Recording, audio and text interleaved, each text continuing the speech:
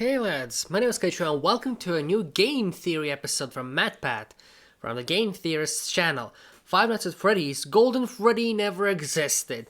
Now that breaks for many years, many animators is like, what the heck? How is Golden Freddy not real, dude? He even made theories about it before. That must be a very good argument. I mean, prove me wrong, but I think Golden Freddy exists. But we'll see, you know? We don't know. For now, let's watch. Shout out to the membership of this channel, to Tatsyverb, SlothyYT, and to Iron Chunk for joining the membership of this channel. You guys rock. For $2.99, you'll be able to be a membership and know the videos I upload beforehand. So, let's check this out. FNAF, Golden Freddy never existed. That's a big news for all of us. So, subscribe if you can as well. Helps me out a lot. Let's go. What if I told you that everything we thought we knew about FNAF was a lie? That what? Freddy, Bonnie, Chica, so and Foxy were never possessed. That the oh, bite really? of 87 never happened. Heck, that's bad. The bite of 83 never happened. What if I Fake. told you that William Afton didn't die because some spirits harassed him so in the back wow, room FNAF because is he all got wrong. careless and wet? What if I told you that Golden Freddy never existed? Bullshit! You all think that I was crazy, right? Yes! After 60 episodes covering this series that I'd finally lost it, or gotten so desperate that I needed you to throw it all away and start again for content. Of course. I assure you, I'm still here. Totally sane, or yes, as sane as I've ever been, and totally suspecting that some, maybe even all of the statements that I just made okay, are prove us. 100% true. So open your ears and listen to what I have to say, because once I'm done, none of us will look at this franchise the same way again. Break me from FNAF, come on. Hello, Internet. Welcome to Game Theory, where... Am I the only one that hears that weird humming sound? I think it's coming from the subscribe button. Can you help me smash it? Oh, I'm already subscribed. You do the same thing on my channel. Please do the same thing on my channel down there. Not important. Today is a big day as far as FNAF. If you already goes. did, thanks. Usually I'm here picking apart details from the newest book, or trying if to it's solve already one a gray, very that thinks specific that's a part of good the thing. franchise's history, or reminding you that robot kids do in fact exist, and Gregory Yep. is one of them. But this Yes. episode has a wider scope. It's bigger. It touches Like what? literally everything released in the franchise thus far. Scott If I Kaufman. agree with today's theory Hey, or not. I don't Scott's even know back. if I Good like news. today's theory or not. Scratch that, I do know. Kinda hate it, and what it means for the franchise. But regardless of whether you agree or disagree, love it or hate it, I am asking you to keep an open mind about it, because this one feels important. The brain. And the implications of it, if true, would certainly result in the biggest shakeup for the series since the conclusion of FNAF 6. Today, I'm asking you to take everything that you thought you knew about FNAF 1, 2, 3, and 4. Possessed animatronics, the crying child, come on, why not Sister Location, my favorite part? Entire existence no, of actually, Freddy. Take all of that and burn it to the ground.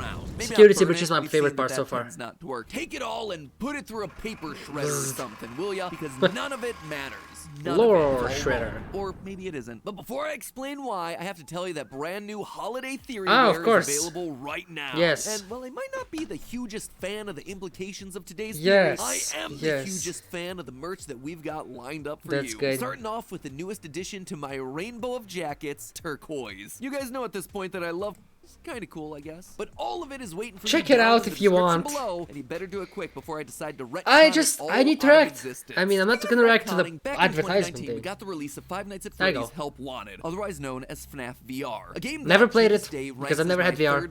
I had one time, but I sold it because financial problems. The next phase of the series by introducing a new villain, Glitch Trap. But Glitch it Trap, also had its amazing. firmly planted in the past, a culmination of everything that had come before in a very literal way by collecting the first 3 games and turning them into VR experiences. It really felt like an inflection point for the series, a transition from the old story of a serial killer in a haunted pizzeria to the new story that had yet to tell about the killer living on through technology. But buried in the game were some lines that made everyone stop and go, huh? Right at the top, we got this moment. We know that Fazbear Entertainment has developed something of a bad reputation, and while it's true that some stories associated with our name were loosely based on actual events, the majority of them were total fabrications from the mind of a complete lunatic. Lawsuits pending. With the lunatic shown on screen being, of course, a picture of Scott Cawthon himself. It felt like good meme fodder. A funny meta joke that also poked fun at Fazbear Entertainment papering over their bloody history. But then the game chose to double down. In one of the game's hidden lore tapes, we learned more about this lunatic spreading lies about the Fazbear restaurants. They lied to all of us. They told us that the whole point of this VR game was to undo the bad PR done by a rogue indie game developer. But that's not true at all. Fazbear Fazbear Entertainment hired the game developer. Those indie games were designed to conceal and make light of what happened. It's an elaborate cover-up. It was weird. It seemed like FNAF VR was actively throwing into question everything we thought we knew about the Master franchise's Hand. lore. At the time, I went on the record to say this. If FNAF VR's tapes are to be believed, pretty much everything we know could all be thrown out as complete fabrications. The long story short here is that FNAF VR, in making Scott part of the Fazbear cover-up, is the franchise's way of rebooting the story. It's of course. explicitly telling us that everything we've known up to this point is wrong. It's a distraction. And that's largely where the Distraction. community left it. It was a bit of a weird call for the series to disregard People everything still love that had it. come before, but honestly, it would have been fine. Here's the old original story arc with the first 6 games, and here's the new one moving forward. 2 separate story arcs told within the same universe. Fine. Until Security Breach came out. Hey. Suddenly, Springtrap was a key player again, and we were exploring the burned remains of the FNAF 6 location. And the idea of the first 6 games being the crazed ramblings of a hired lunatic were largely forgotten as we were thrust yet System again location is the back best into part for story me. to Before, Afghan. but Business Security Breach as came out, usual, boom, only it this changed. time, there was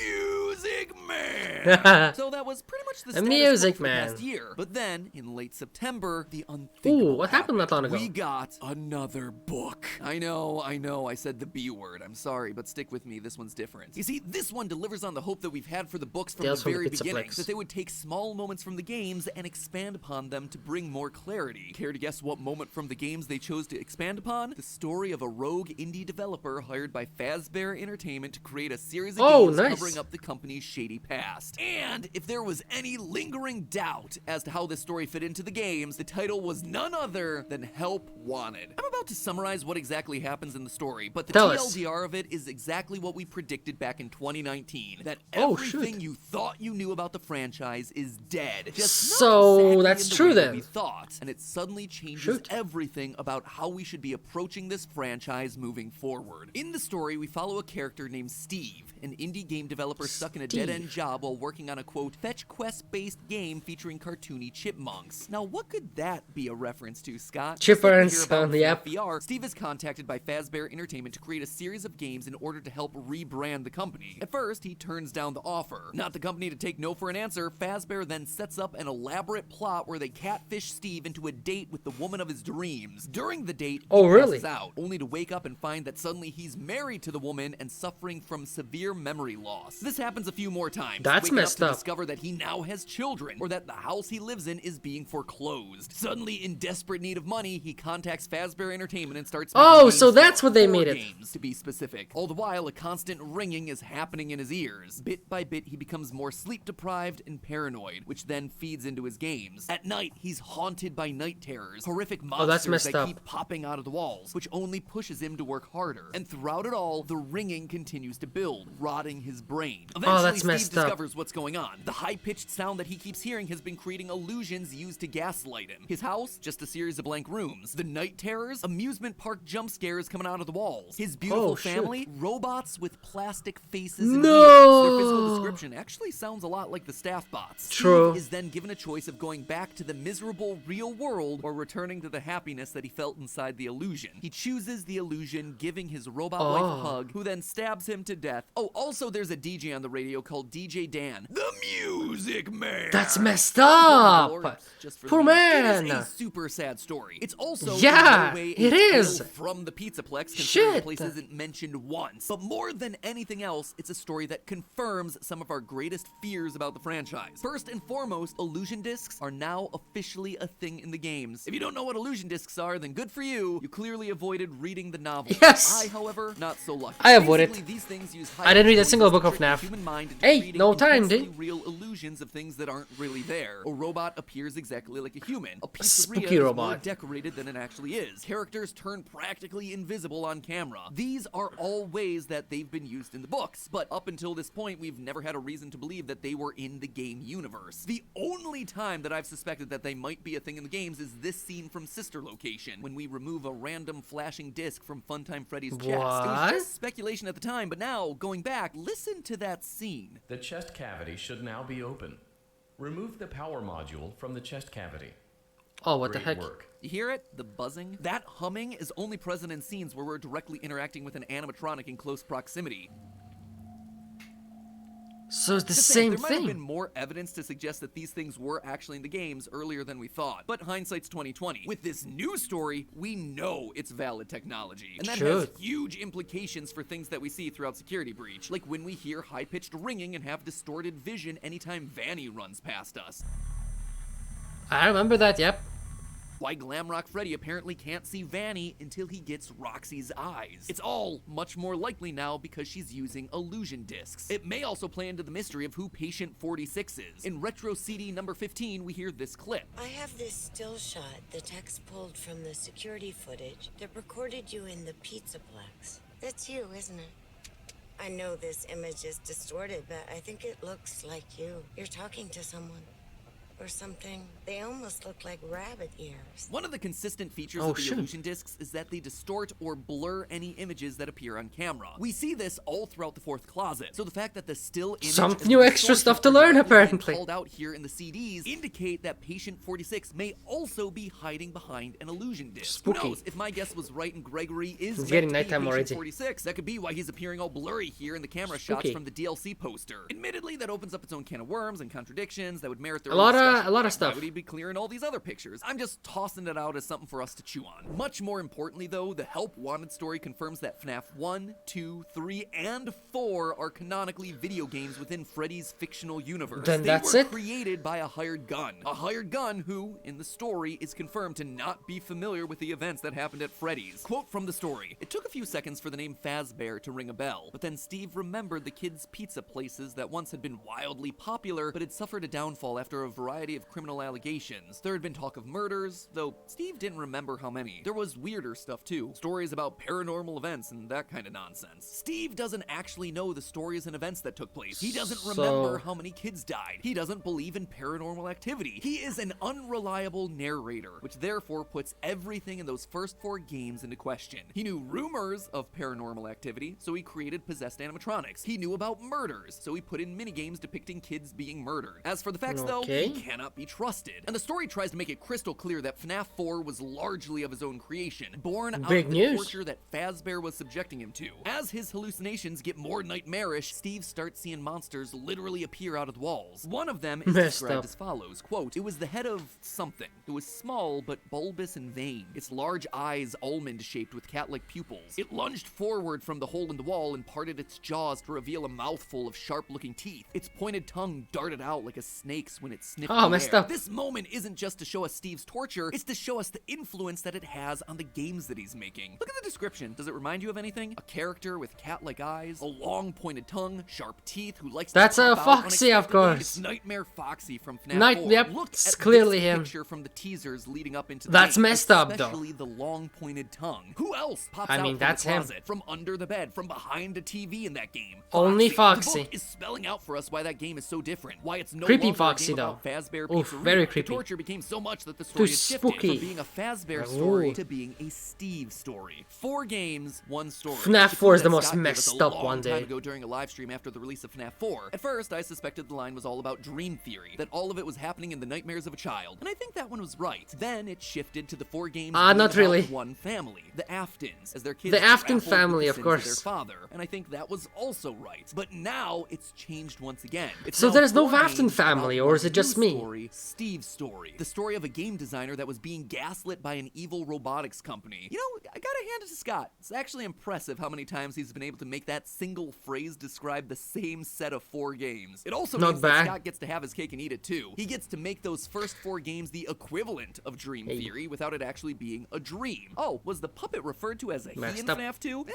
Steve didn't know. Were there 5 victims? 10? 15 in that first set I of don't know. pictures? He Don't just know. decided. Steve's just making his best guess. But most importantly of all, it means that anything that doesn't physically appear in or Damn, after sister location was Location fake. Beyond No. is suddenly cast into doubt. Sad. And when you think about it, that includes some major parts So what, of the FNAF lore. VR Help We know Help that Wanted Mike is the Fox true was, one in then? fact, a security guard for Fazbear Entertainment at some point thanks to the I guess security so. logbook. Plus, with Sister Location in FNAF 6, we know that he ends up getting scooped and dying in a fire. Sister Scooped. Location also proves the existence of Elizabeth Afton and how she got scooped by Baby. But the third Afton Yeah, that kid, was a messed up crying thing. child, he's never been mentioned in any other other game other than FNAF 4. I've made theories suggesting that he's the other spirit communicating with Cassidy in the survival logbook, but you know, that's just speculation because I assume that he existed. In FNAF 6's Midnight Motorist, there's reason I don't even know what that is.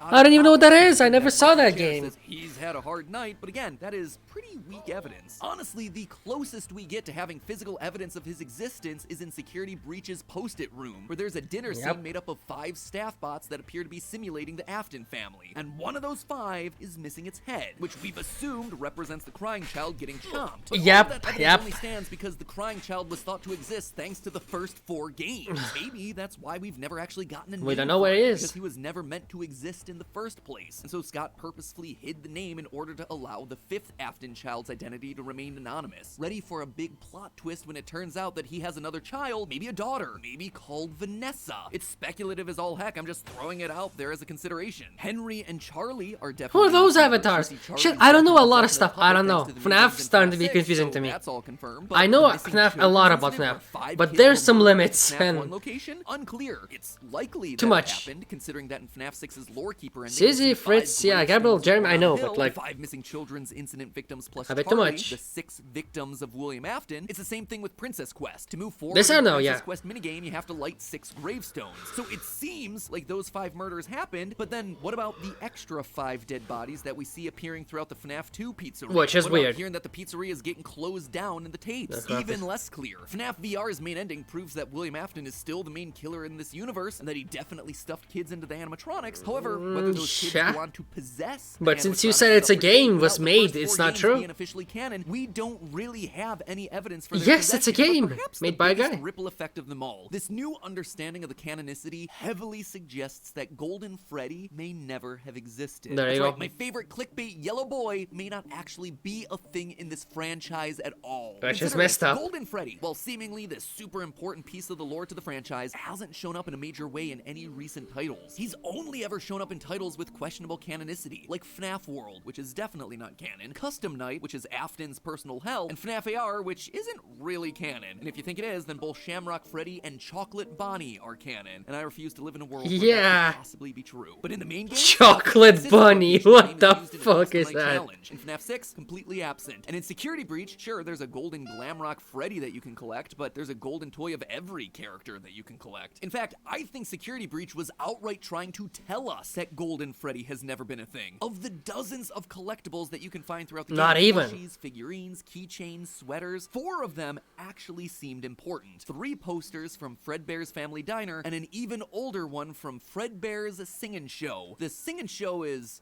I don't know, man, it makes it look like the next game is going to be a crossover with Bendy and the Ink Machine. But the Fredbear's Family Diner Hey, one Dark goes Revival on reference to is gonna do. Look at these things. One of Pretty them sure he's has gonna the do a golden reference body with a bow tie, just like theory you'd on that. expect. But the other 2 show us a brown bear with a black hat and a black bow tie. And you see, that is a huge detail. Up until this point, we've been under the impression that there were only 2 mascots at Fredbear's Family Diner, Golden Bonnie and Golden Freddy. In FNAF 3, we see a Golden Bonnie and Golden Freddy performing together on stage. Similarly, in It's a FNAF game 4, again, we see we made Golden by a Bonnie and guy. Golden Freddy again. It was always those 2 together with other characters like Foxy and Chica not showing up until later. So why then in Security Breach would they show us regular Freddy as the one on the Fredbear poster? I assume there's no. He is Fredbear. It's everything that we've been talking about today. Our evidence for Golden No? Freddy is all founded upon the original 4 FNAF titles. Pretty Games sure no. made by a guy whose brain was slowly turning to mush. But when you actually stop and look for the physical evidence of who Fredbear was in the games that are still considered to be canon, all we get is a brown bear. Golden Freddy was never real. He never existed. I know, it seems wild, but it actually helps answer a lot of questions that we've had Sadly. about Golden Freddy throughout this franchise. Sadly. First off, his wildly inconsistent appearance. In both FNAF 1 and 2, he appears gold with a black hat and bow tie. But in the FNAF 2 minigame showing Charlie being killed outside Fredbear's Family Diner, the Freddy we play as is brown with a black hat, more similar to the Fredbear that we see in the posters for Security Then Breach. In the I FNAF guess 3 it is minigame this. that apparently shows us Fredbear's Family Diner, he goes back to being gold with a black hat. But then in FNAF 4's minigame, he's shown to be gold with a purple hat and bow tie. His appearance has never... But there's a human inside as well. Which could make sense if these are games being made by a guy who's under extreme duress. If Golden Freddy isn't around, then who could have done the bite of 83? Well, it could be that never happened. We've never seen a... Wasn't it the bite of 87? After all. That's a meme, yeah. Shit, it's 83. Well, again, we still don't Oh, the Chris image, don't show me that.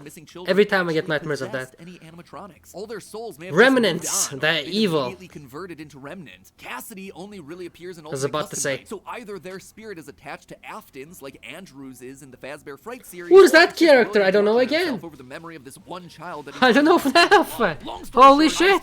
Even though I reacting to FNAF already for 3 years and play games. This revelation about the first 4 games being games demands a whole new way of looking at the series. The ripple effects of this revelation are huge. Then I guess it's the location stuff that we thought that we knew about the games. I mean, with all the new books and games and revelations that we've had since the release of Security Breach, I've been meaning to do a state of the lore. I'm sorry, I just had a bad night. That's why. We're all operating on the same page of what is true and what isn't. My eyes are tired. Because at this point, it's hard for even me to keep track of what we've proved, what's only. I don't know myself, man. And after episodes too much stuff. That sort of video feels more important than ever. So keep an eye out for that one. I guess it's not true then. That's it.